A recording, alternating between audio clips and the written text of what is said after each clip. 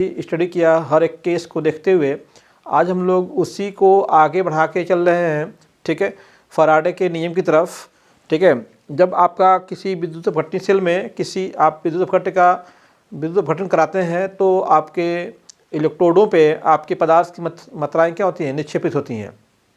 उन निक्षेपित पदार्थ की मात्राओं की गणना करने के लिए फैराडे ने आपको 2 नियम दिए, ठीक है, और उन नियमों की सहायता से हम इलेक्ट्रोडों पे निक्षेपित होने वाले पदार्थ की मात्रा की गणना कर सकते हैं दोस्तों। तो आइए सबसे पहले हम लोग देखते हैं फैराडे का प्रथम नियम। ठीक है, फैराडे का नियम आपको समझ में आ गया, ठीक है, कि फैराडे ने क्या किया, आपका विद्युत अपघटन में इलेक्ट्रोडों पे निक्षेपित होने वाले पदार्थ की मात्रा की गणना के लिए जो नियम दिए उन्हीं को बोलते हैं फैराडे के नियम। ठीक है, तो इसको अगर परिभाषित करना है तो कर सकते हैं, विद्युत अपघटनी सेल में धारा प्रवाहित करने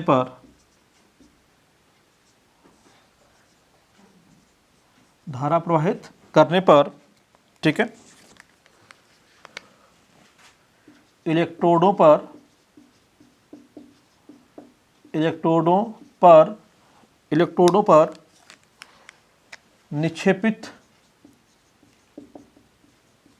निक्षेपित पदार्थ की मात्रा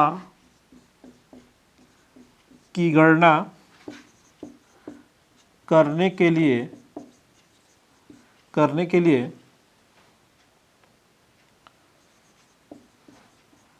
फैराडे ने जो नियम दिए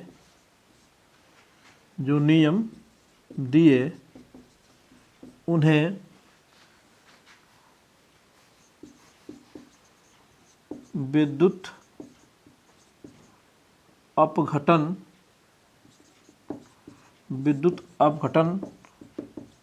संबंधी फैराडे के नियम कहते हैं।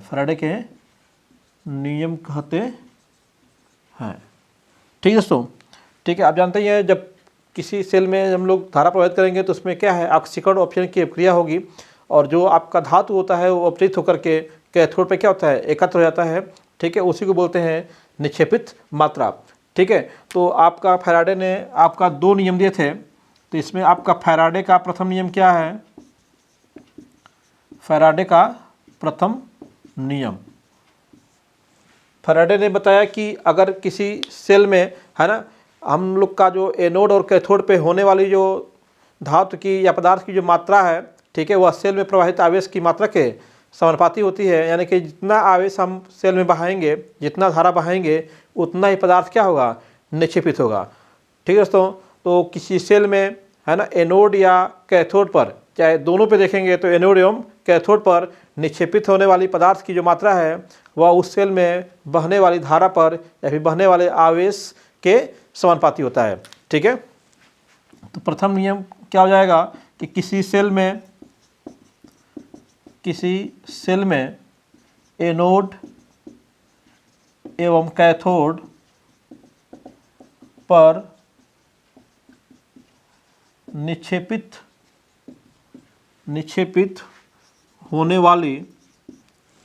होने वाली पदार्थ की मात्रा सेल में प्रवाहित आवेश के समानुपाती होती है,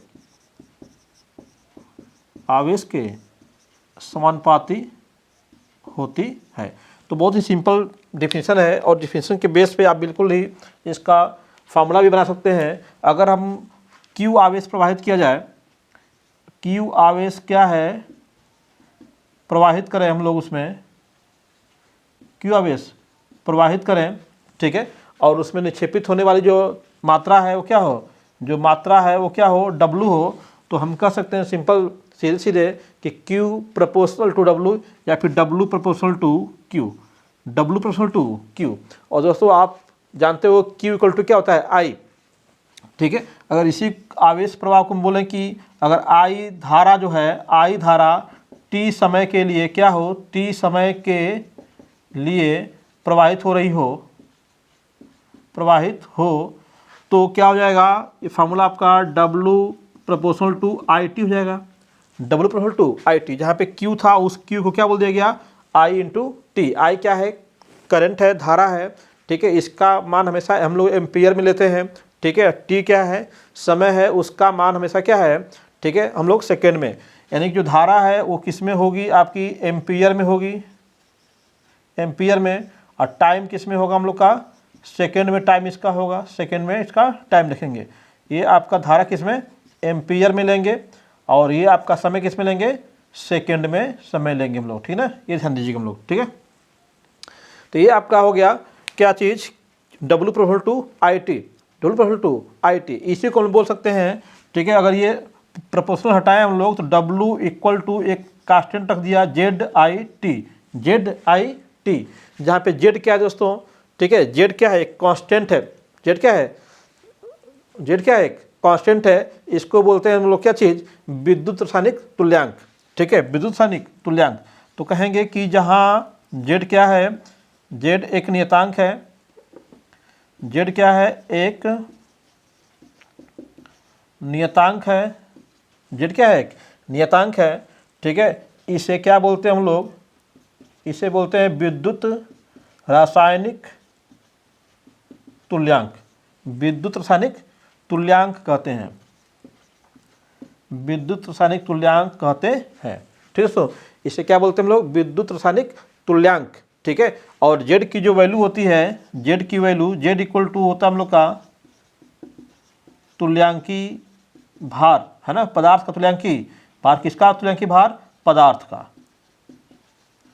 पदार्थ का तुल्यांकी भार, ठीक है। जो पदार्थ निक्षेपित हो रहा है, यहाँ पे कौन सा पदार्थ लेना है, जो निक्षेपित हो रहा है, जो क्या हो रहा है, निक्षेपित हो रहा है, निक्षेपित पदार्थ का तुल्यांकी भार। अब बटे क्या होता है, फैराडे, यानी कि इसका वैल्यू क्या होता है, 96,500, ठीक है। फैराडे का मान कितना होता है, 96,500, ठीक है। तो ये आपका किसका मान हो गया, Z की वैल्यू हो गई, ठीक है, Z की वैल्यू हो गई दोस्तों, ठीक है। तो इसको अगर और सिंबॉलिक फॉर्म में कन्वर्ट करोगे तो क्या मिल जाएगा, Z इक्वल टू तुल्यांकी भार क्या है, E, ठीक है। ये क्या हो गया, 96,500, ठीक है, ठीक है। और यहाँ पे क्या हो जाएगा, इंटू I इंटू टी। तो ये क्या हो गया, Z की वैल्यू, यानी कि Z, सॉरी, ये W की वैल्यू, यानी कि W इक्वल टू क्या हो जाएगा, हम लोग का W कितना आ जाएगा, सिंपल सा फार्मूला में आ गया हम लोग का EI इंटू टी अपान कितना, 96,500। ये निकल के आया किसका वैल्यू, W की वैल्यू निकल के आ गई, ठीक है। अब इसकी हेल्प से चाहे तुम लोग क्या है, न्यूमेरिकल भी सॉल्व कर सकते हैं दोस्तों, ठीक है। बस ध्यान क्या देना है कि हमको धारा किस में, एम्पियर में, और टाइम किस में, सेकेंड में लेना है, ठीक है। और यहाँ पे जो तुल्यांकी भार है वो किसके लिए, जो निक्षेपित पदार्थ है उसको देखना है, ठीक है। आइए एक इस पर सवाल लगाते हैं हम लोग, ठीक है, सवाल लगा के समझते हैं इसको कि इस प्रकार से सवाल को सॉल्व करना है, ठीक है।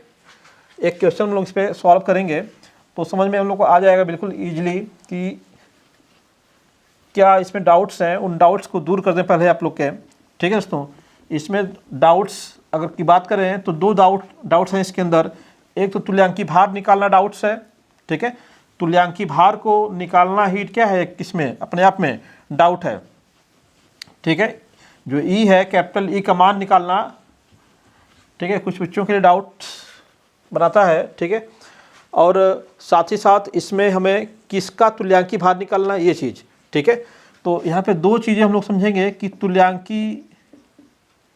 तुल्यांकी भार कैसे निकालें और किसका निकालें, किसका तुल्यांकी भार निकालना हमको यहाँ पे है, ठीक है।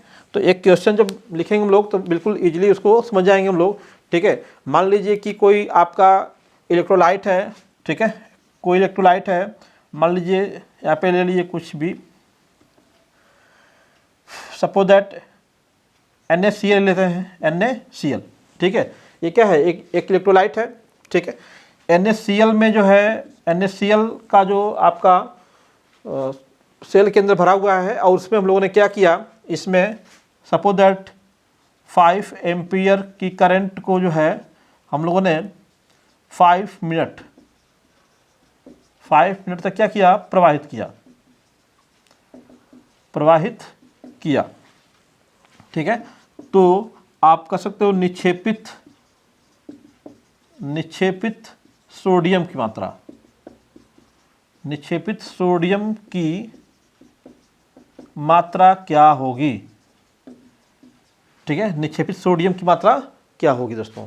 ठीक है, सोडियम निक्षेपित, देखो सोडियम निक्षेपित हो रहा है तो सोडियम कैसे रहा होगा, सोडियम पे पॉजिटिव रहा होगा, उसने एक इलेक्ट्रॉन ग्रहण किया होगा।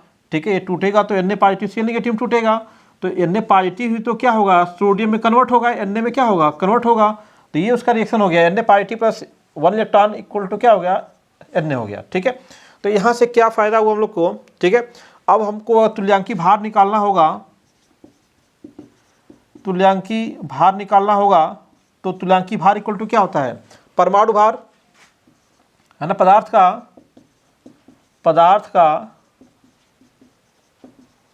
परमाणु भार आप बटे में क्या होता है दोस्तों, पदार्थ का परमाणु भार अब बटे उसकी संयोजकता फैक्टर है ना, बैलेंसी फैक्टर को निकालते हैं हम लोग, संयोजकता कारक संख्या निकालते हैं, संयोजकता कारक संख्या निकाल लेते हैं। ठीक है, यहाँ पे तो चार्ज दिखाई दे रहा है, इलेक्ट्रॉन भी दिखाई दे रहा है, तो उसका संयोजकता कारक कितना हो जाएगा, 1 हो जाएगा। आपको तुल्यांकी भार निकालना सीखना है तो पीछे वीडियो डाल रखा है मैंने, आप जा करके वहाँ पे क्या है आसानी से तुल्यांकी भार कैसे निकाला जाता है बिल्कुल सीख सकते हैं। ठीक है, तो यहाँ पे तुल्यांकी भार आपका E की वैल्यू क्या आ गई, पदार्थ का भार देखेंगे, सोडियम कितना होता है 23 होता है, 23 अपन कितना 1 यानी कि क्या हो गया 23। ठीक है, तो E की वैल्यू क्या आ गई 23 आ गई। ठीक है, अब I की वैल्यू निकाल लीजिए, I इक्वल टू कितना दिया आपका 5 एम्पियर, तो ये क्या हो गया 5 एम्पियर हो गया। T की वैल्यू देखिए कितना है 5 मिनट है, तो इसको 60 से मल्टीप्लाई कर देंगे क्या होगा, ये सेकेंड में आ जाएगा, किस में जाएगा, सेकेंड में।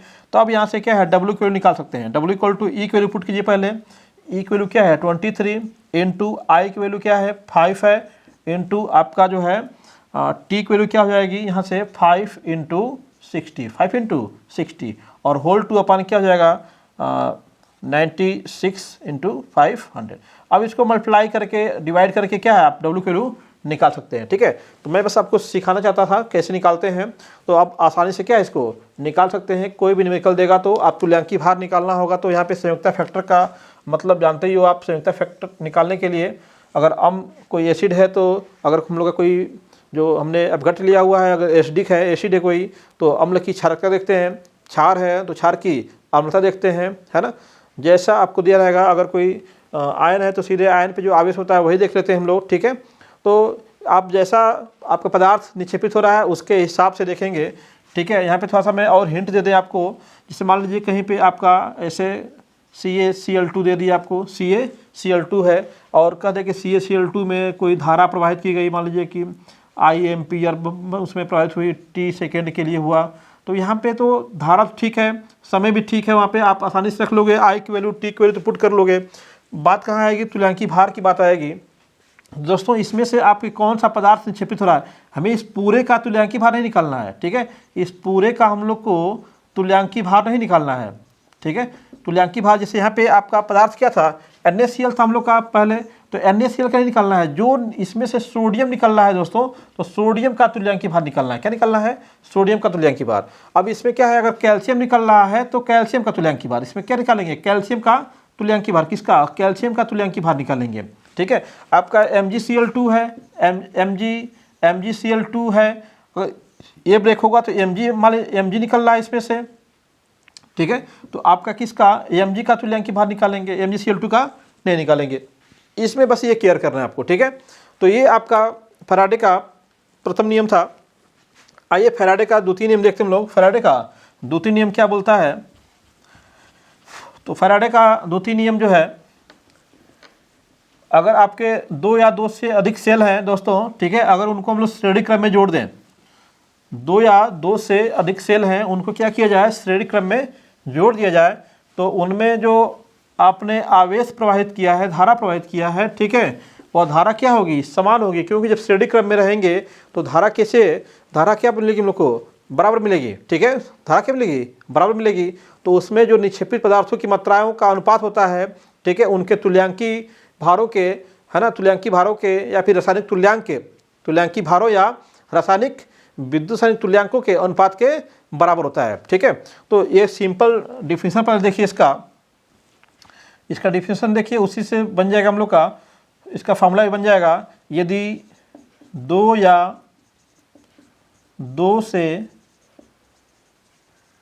अधिक सेलों को श्रेणी क्रम में जोड़ा जाए तो, ठीक है, जोड़ा जाए तो, ठीक है, दो या दो से अधिक सेलों को किस में जोड़ा गया, श्रेणी क्रम में जोड़ दिया गया, ठीक है। तो निक्षेपित पदार्थों की जो मात्राएं होंगी, तो निक्षेपित पदार्थों की मात्राओं का अनुपात, निक्षेपित पदार्थों की मात्राओं का अनुपात उनके विद्युत रासायनिक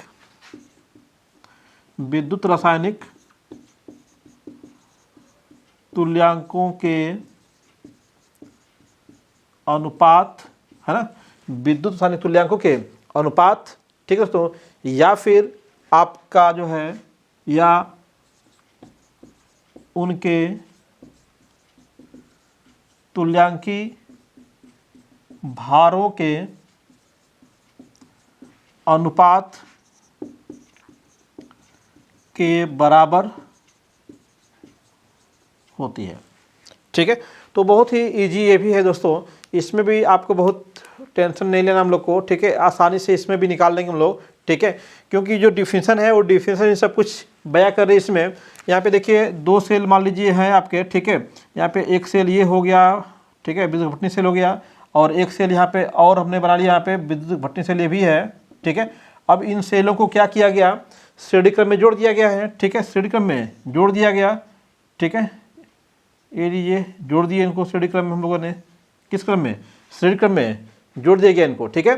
तो अब इसमें मान लीजिए कि अगर हम इसमें धारा प्रवाहित कर रहे हैं इसमें यहाँ पे, ठीक है, अगर इसमें धारा I प्रवाहित करेंगे तो जितनी धारा इसमें जाएगी उतनी धारा क्या है, इसमें भी जाएगी, दोनों में धारा की मात्रा क्या होगी, समान होगी।